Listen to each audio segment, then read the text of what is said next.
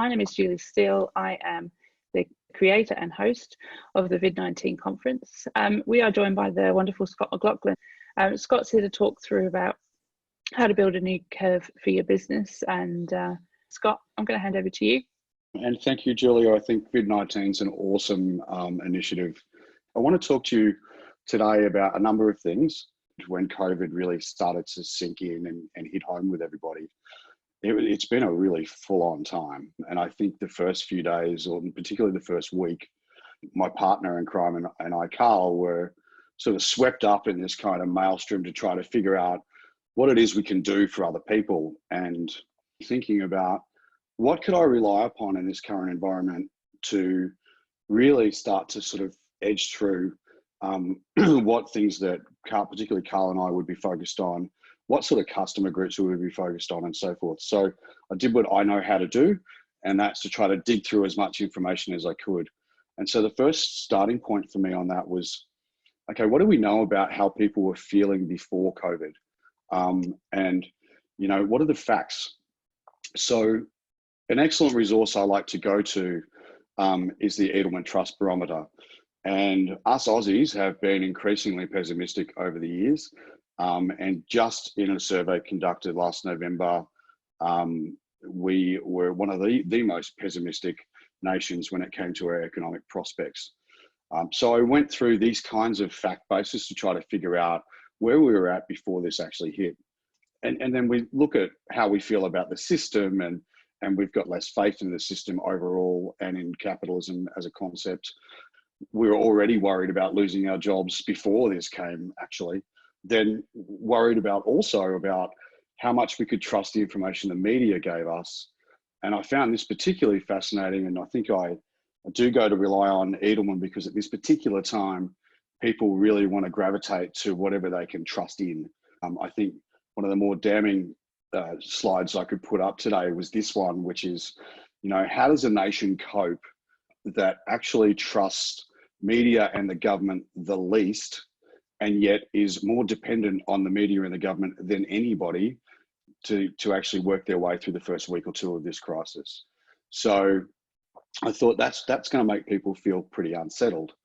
So I kept kind of rummaging through my fact base and trying to figure out what there was and what there was to learn about Australians. And the next thing is that we all expected business leaders to do more.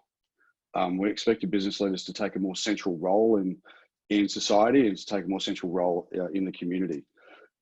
Then I started to think about, okay, right, this stuff's happened before. Well, it hasn't, obviously, but what's happened that's similar? You know, what did people buy in the Depression? What did they do in the last recession? And it's funny, I heard the recession reference the other day, and I was like, you're kidding me. Like, we weren't locked out in 2008. But anyway, so I abandoned this fact base pretty quickly and realized that we're actually dealing with something really new.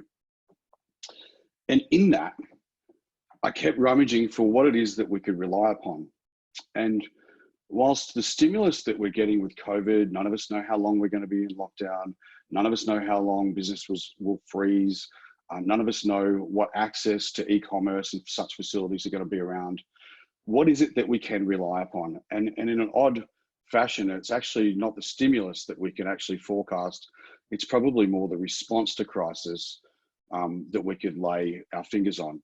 And so I started rummaging around some material that I had and tried to figure out what this might lead us to in terms of understanding or getting a grapple.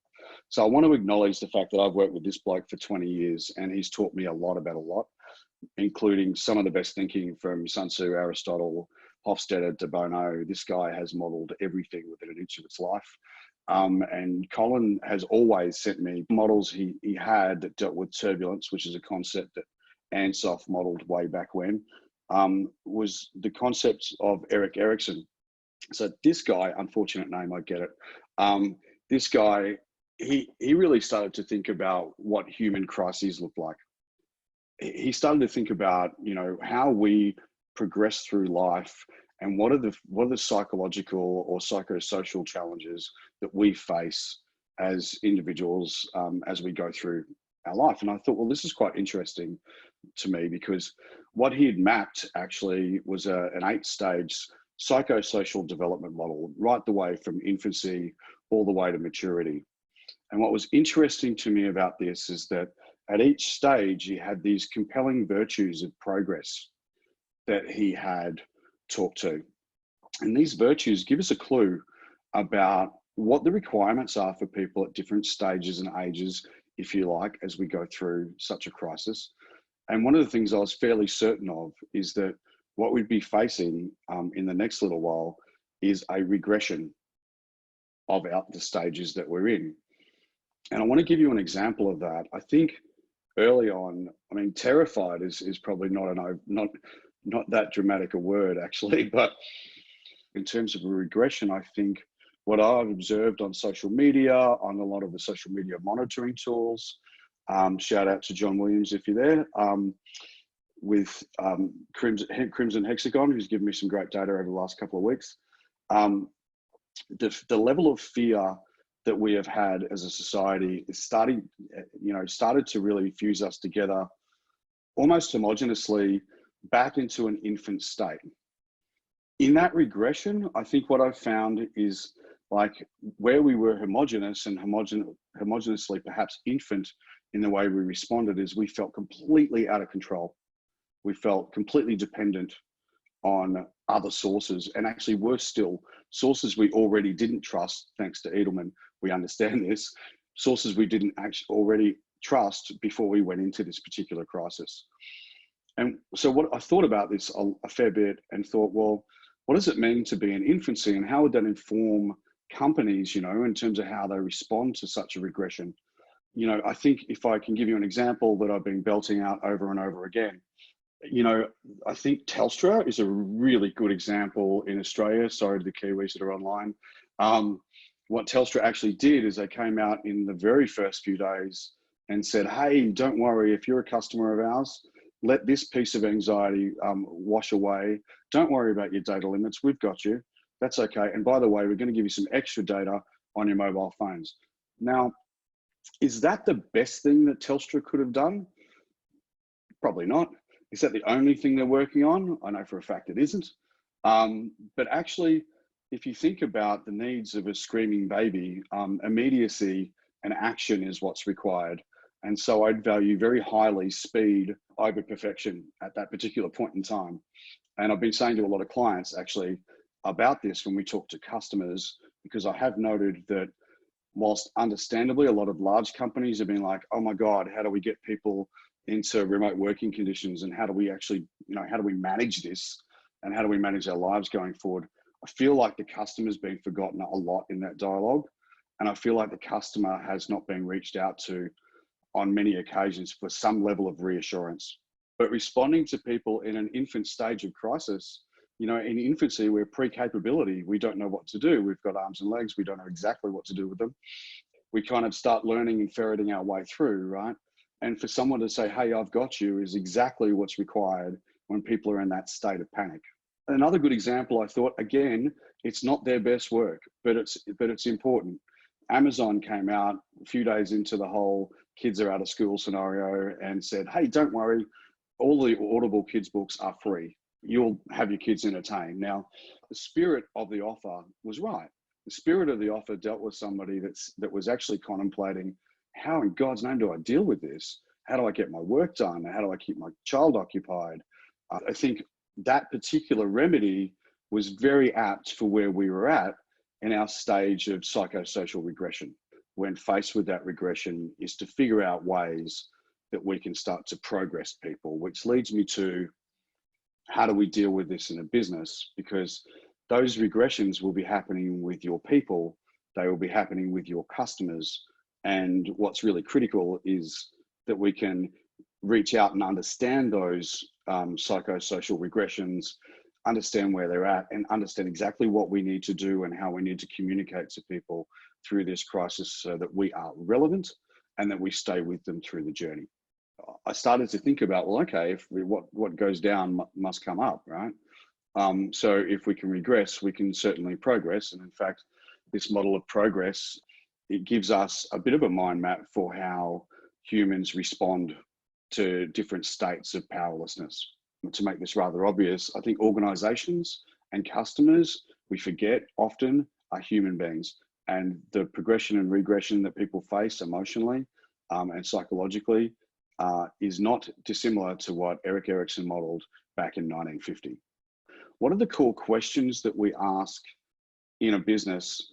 How do I get from attaining hope to chasing after will, right? How do I go from sort of starting to realize that when I cry, mum's there, to then understanding that, hey, these arms and legs, they're pretty good, to having a sense of independence and command over our skills. And I just want to reflect now on where businesses that I've spoken to are at. Lots of people are frozen. We don't know what to do. We don't know how to prioritize. And I understand that. I can empathize with that. Everyone else has gone through this same issue. And what I believe we've found or stumbled upon, or whatever you might, is a way that we can reliably predict how people will respond based on how this particular issue has impacted them. When we're in infancy, we're asking things of ourselves like, what is this thing? What do I do with it? You know, oh, is it a problem? Is it a good thing, or is it a bad thing? Are there risks here, or should I move on? And then all of a sudden, when we move up to trying to get more command over skills and so forth into early childhood, we start talking about, why does this thing matter? Like, what is it? Does it mean anything? Does mum like it? Does dad like it? How does this thing go? And what do I have to do? And then as we go through other stages, we start to explore and expand our minds about possibilities that we might be able to assert our skills toward, about things that we might be able to achieve, and then eventually about longer term contributions that we might be able to make to others. So to me, these questions are very much like the stages of progression of any business. And it got me thinking about, if we want to rediscover where we're at, we do really kind of have to go through this evolution of, great, I've got this capability. What can I do with it in the current environment? What things really matter to the people that matter to me?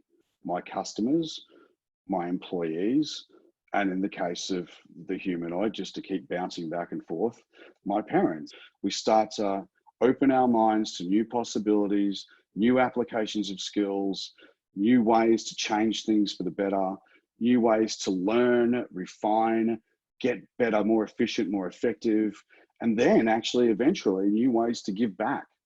How do we make contributions to the broader society when we can give back, and when we're in a position where we can afford to give back?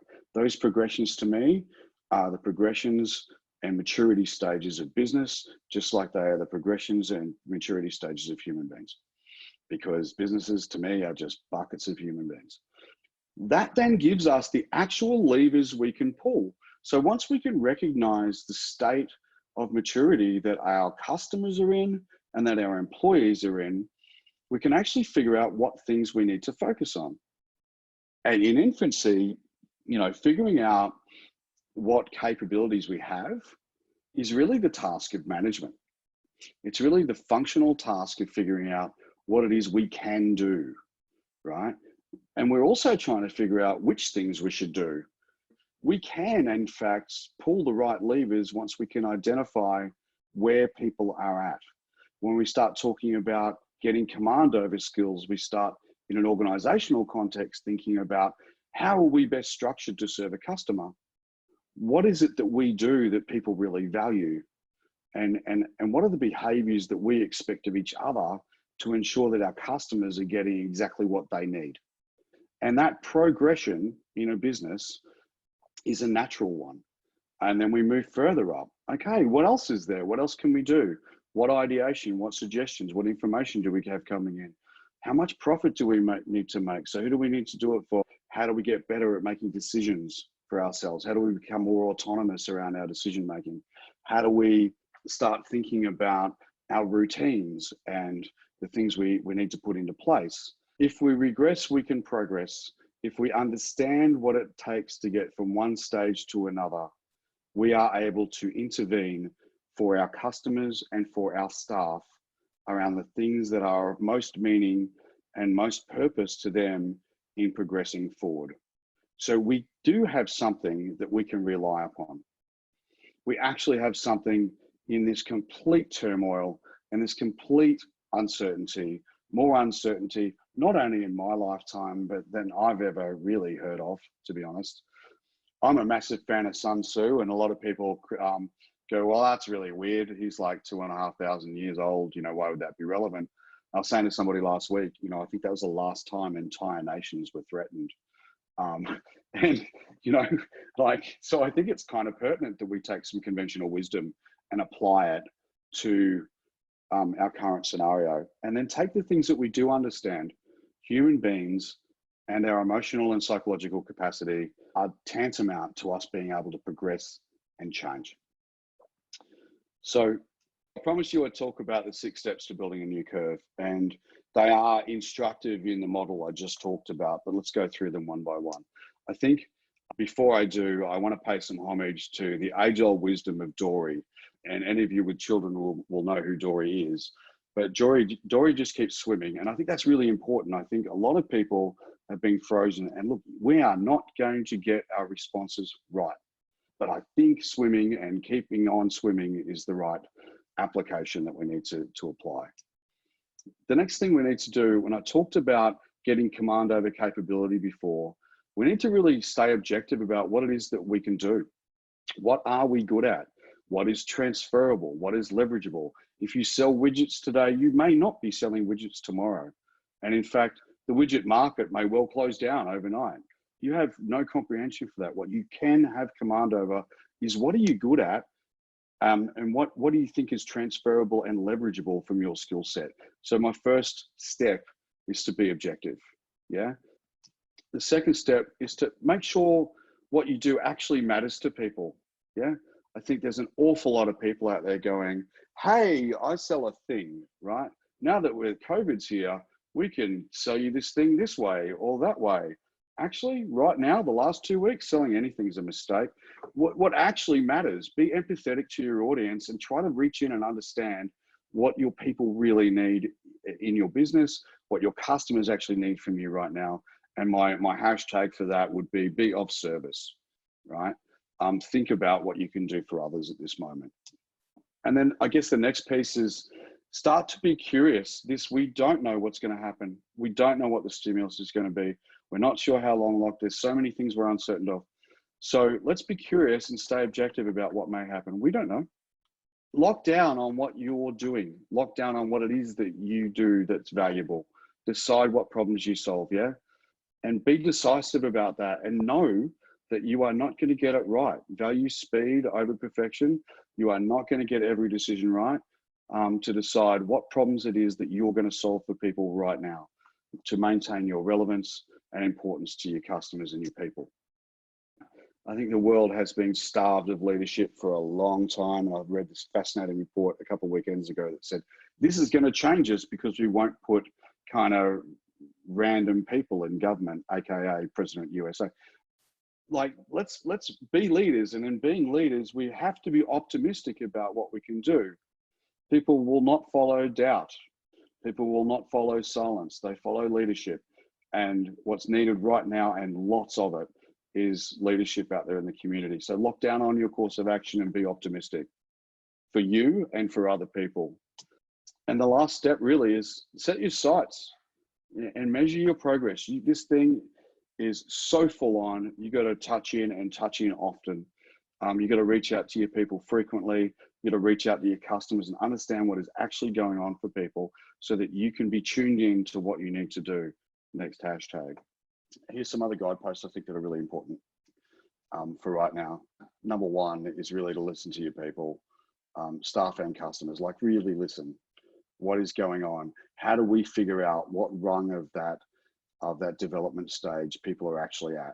How do we find out? How do we understand where people are at and what psychosocial or psychological challenges they are being faced with right now? And the other thing is, from an organizational point of view, I want to say is that change is an inside job and it's a team sport. You know, in every challenge I've had in my life, all realizations have come from within and all applications of better thinking have come from within. This is where you got to get down with your people and start talking about what really matters. take informed action.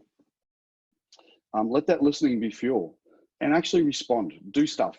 If you've learned something, don't be afraid to make a decision and take an action out there. I think that's super important for people in this environment. The other thing I'd say is ignore competition. Everyone's trying to figure it out.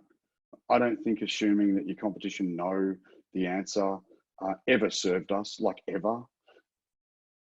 Be honest with yourself. Make sure your ladder, I said to a guy the other week, make sure your ladder is not up against a burning wall. There's so many people who are counting their losses or trying to figure out ways to count their losses. And as actually, I'm going to show you something. I had this little trophy on my desk and it says, you can't steal second with your foot still on first. So let go of convention and start thinking about new ways, and don't let that ladder be up against an old wall that's burning. And don't burn your opportunities for temporary comfort. Don't be trying to sell people shit in this environment. Don't, try to be helpful, try to be a human, and try to be of service to people in this environment. Don't burn your future opportunities for immediate stuff. You will absolutely die. And lastly, be a good human, yeah? Yeah, do that. I think that's so important right now. Yeah, it's obviously I feel it. Empathy and compassion are the new capital, right? Absolutely. And anyone who thinks they're out there gonna trade like they used to trade and do what they used to do, we don't have to worry about those people going forward. We really don't. So be a good human. What are we doing? What we're doing is we're trying to scale up and help as many businesses as we can. We understand how confronting this is. We understand how difficult a time this is for everybody. And we're trying to get around as many people as we can right now. So that's what we're doing about it. And that's all I have to really say. So a couple of things to leave you with, a couple of hashtags that you might want to use going forward, and a place you can book time to have a chat with me if you haven't already heard enough.